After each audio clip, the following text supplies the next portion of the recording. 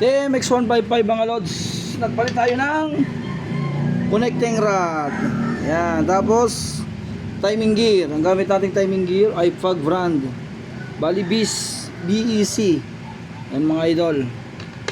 Yan, ito yung kasawa na timing gear natin, oh. Yan. P series. Yan, Fag brand mga lods. Papalit tayo. May mga gasket natin 00. Tapos papalit tayo ng spring. Tapos mga gasket natin, mga original yan. Mga all seal pala. Sorry, yan mga lods. Magsisimula tayo sa kicker. Ang kicker natin mga lodi, may washer dito. Yan, manipis lang yan.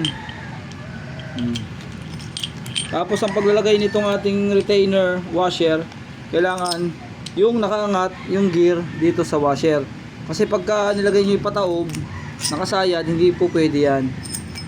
Yan. Kung pumwede man mga idol, papasok ang problema, iirit lang inyong kicker. Yan po original natin, pang 155 na kickspring.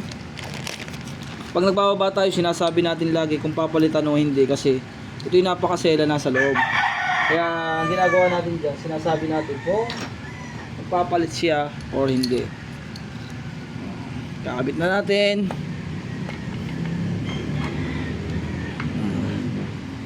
Yan lang yung paglalagay mga lods, siya may o-ring. Ididiin nyo lang. Yan. Tapos sapitan nyo lang. Ayun. Tapos kailangan naka-pry wheel. Yan. Pagka nilagay nyo, naka-pry wheel siya mga lods, oh. Yan. Okay. Tapos lagay natin yung transmission natin mga lodi. Counter shaft, third gear. Magkapantay lang. Magkapantay lang siya mga lodi. Hindi pwedeng baligtad. Kailangan pantay lang yung paa niya. Tapos washer na manipis. Hanapin natin yung washer na manipis. Yan, yung washer na manipis. Dito sa ilalim, lagay natin yung ating first gear. First gear natin mga lods, meron siyang bushing. Pagka hindi kumasya, baligtarin nyo lang yung bushing. Yan, kumasya na. Merong washer siya na katulad nung nilagay natin. Kukunin natin doon. O ito mga lodi. Katulad lang ito doon sa kinuha nating washer, ha. Tapos lagay natin yung ating idle or tawagin natin ay kickstarter.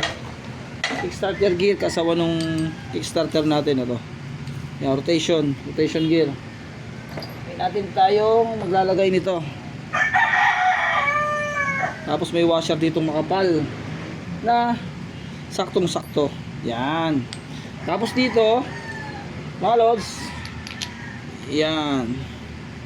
Ganyan. Nalagay natin. And next, ito ay meron pa dito mga lods. Makapal. Lapin natin. Wait lang. O, ito. Yun. Tapos saka natin lalagay yung isang makapal-kapal din ng kaunti. Yan, dalawa. Bali siya mga lods.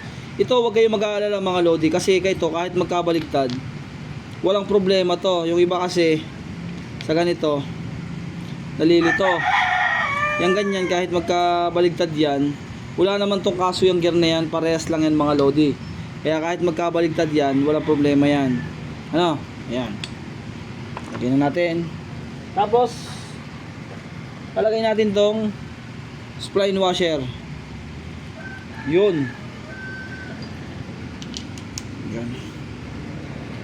Di ang kaibahan lang mga lods, pag nabaligtad, halimbawa may tama, iingay.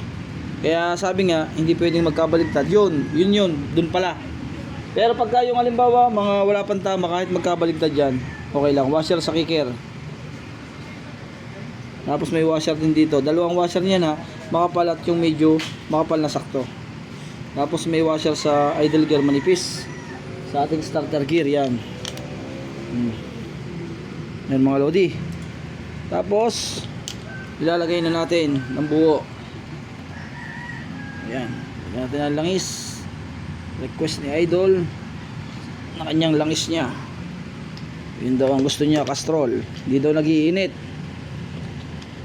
Pero sa atin, ang Castrol sobrang init. Para sa akin,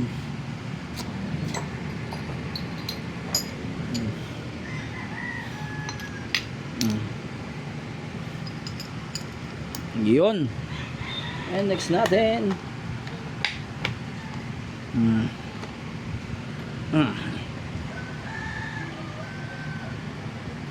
Diba? Ito, wala tayong madaling neutral light. Kaya okay lang yan. Humanap na tayo ng humanap. Wala tayong madali. Kaya walang neutral light siya. Next natin mga lods. Ito. Gasket 00. Ayan. Nalinis na natin yung makina.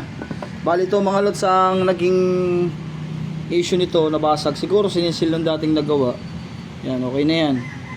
Tapos to napalampas naman dito. Ayun oh. Okay na siya oh. Alright, yan lang mga lodi. At yan na lahat ng ikakabit natin, mga oil seal original. Tapos yung piston ring papalitan din, tapos yung valve seal papalitan din. Alright mga lodi, maraming salamat. Pa-share naman. Ayan, sa YouTube channel natin at sa Facebook page. Palapaan John Ray.